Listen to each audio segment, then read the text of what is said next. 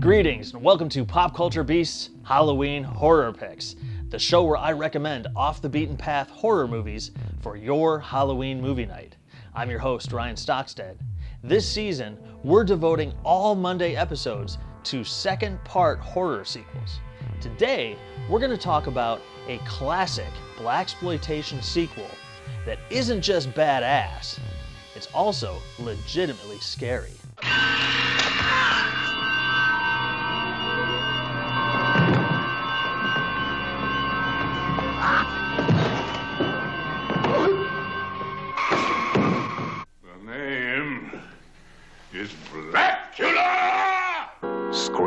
Blacula Scream. Scream, Blacula Scream, 1973. The first Blacula film was one of the highest grossing movies of 1972, and it paved the way for other blaxploitation horror films, including Blackenstein, Sugar Hill, The House on Skull Mountain, Abby, Dr. Black, Mr. Hyde, JD's Revenge, and the deliriously insane Petey Wheatstraw.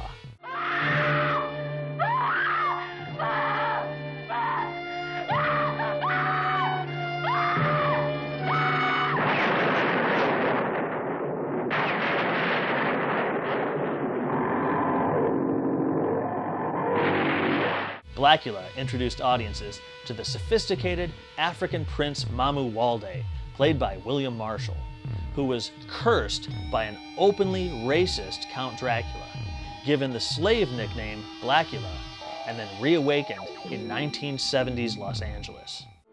I shall place a curse of suffering on you and will doom you to a living hell. Hunger, wild, gnawing, animal hunger will grow in you. A hunger for human blood. I curse you with my name.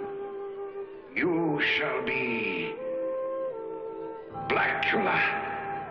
Scream, Blacula Scream brings back Marshall as the cool and commanding titular horror icon, and it co-stars Pam Grier, Don Mitchell, Richard Lawson, Michael Conrad, Lynne Moody, and Janee Michelle.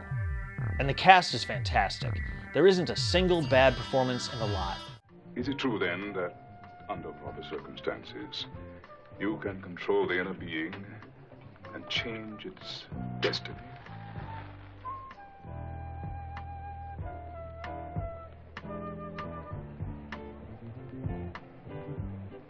You're staring again. I'm sorry. Is something wrong?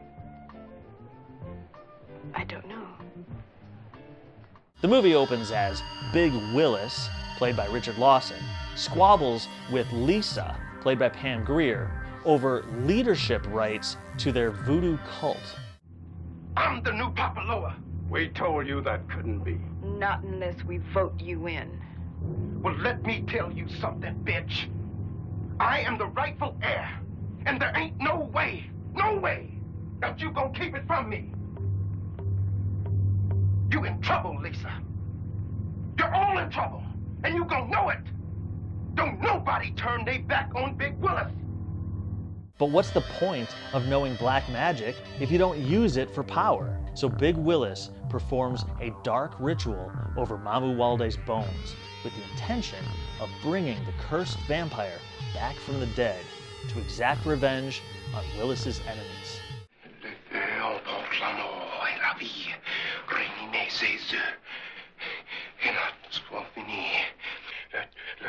Du sang bien rouge pour te rendre fidèle. Non, souci. Le feu emporte la mort et la vie règne.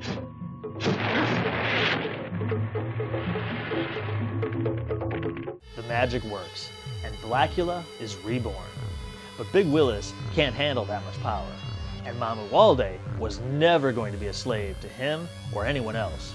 He immediately tells Willis who's boss. Now listen to me carefully. You are never to leave this house without my permission. Your only justification for crawling on this earth is to serve me. Understand me well. If you ever dare to disobey, I will slice into your chest and pull your worthless life out. Right. One of the great ironies of Blacula is that he's virulently anti-slavery, and yet he himself has slaves. This is certainly not an accident of the script. The Blacula movies are filled with subversive and political themes and subtext. You jive, mother. Either you give it up or we're gonna take it out on your black ass. You made a slave of your sister. You're still slaves, imitating your slave masters. Hey, sucker.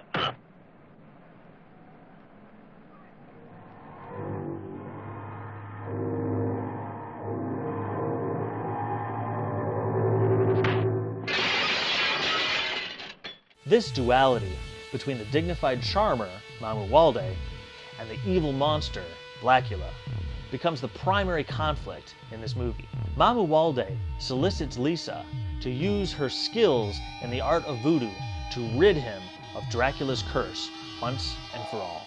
Yours is a power unlike mine. It can be used for good as well as evil. Now, if I were back home with my people, they would understand me and forgive me. Therefore, I ask that you help me return to my homeland by exorcising this demonic creature that inhabits my body. But Blacula, in the first movie, and again here, is ultimately a tragic figure, condemned to an eternity of struggle with his own evil impulses. And he loses that struggle the moment he embraces and self-identifies with his cursed slave name. Mamu-Walde.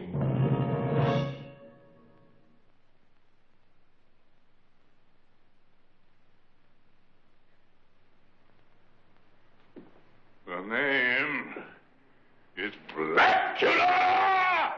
Blacula Scream was wonderfully directed by actor-turned-director Bob Kelljan. He had previously made 2 other vampire movies, Count Yorga Vampire and The Return of Count Yorga.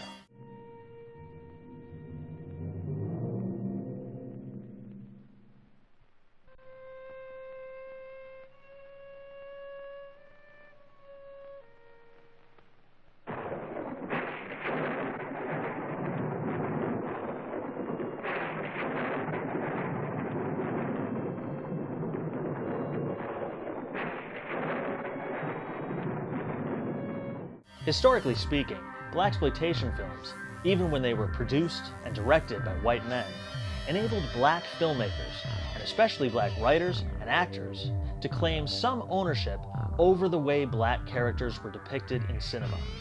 These films gave audiences the chance to see black heroes on the big screen, and the 2 Blacula films are no exception, with mostly black casts portraying a wide range of powerful and interesting characters, including cops, business owners, heroes, and villains.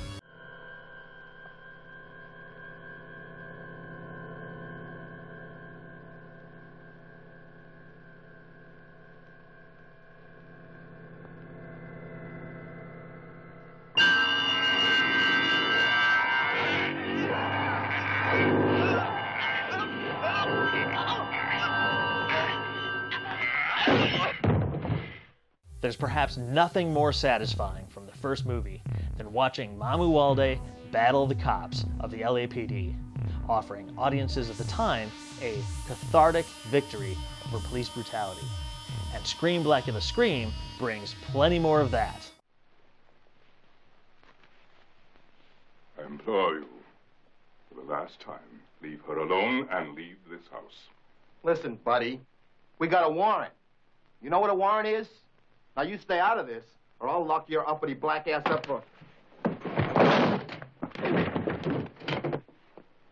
In fact, the final 15 minutes or so is a veritable orgy of vampire on cop violence, a melee which is driven by the pounding drumbeat of Lisa's voodoo ritual.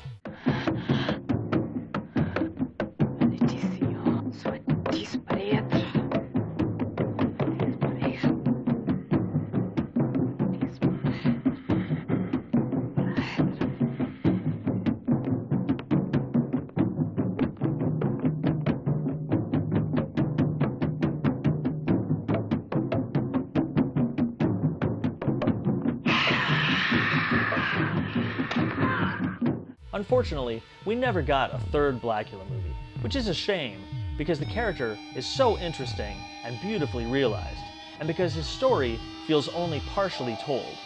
But it's hard to complain too much when part 1 and 2 are this good. If you're looking to watch a blaxploitation horror movie this Halloween, my recommendation is Scream, Blacula Scream.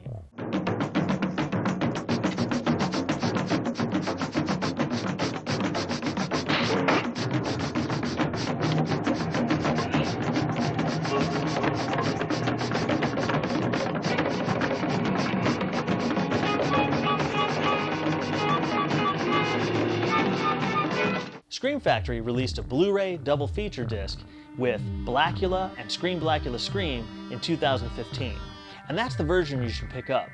It contains an interview with Richard Lawson as well as a film historian commentary track.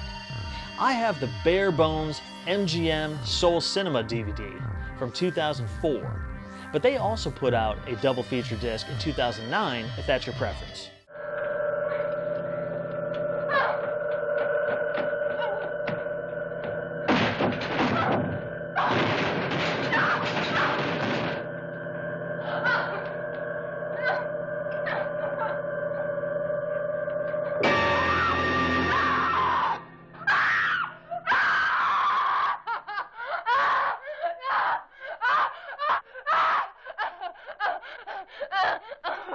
Thanks again for watching Pop Culture Beast's Halloween Horror Picks. I'm your host, Ryan Stockstad.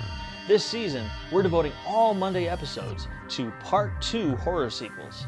So be sure to like us on Facebook and subscribe right here on the Pop Culture Beast YouTube channel for more episodes every Monday, Wednesday, and Friday right up through Halloween. Thanks again for watching. Watch horror movies. I'll see you next time.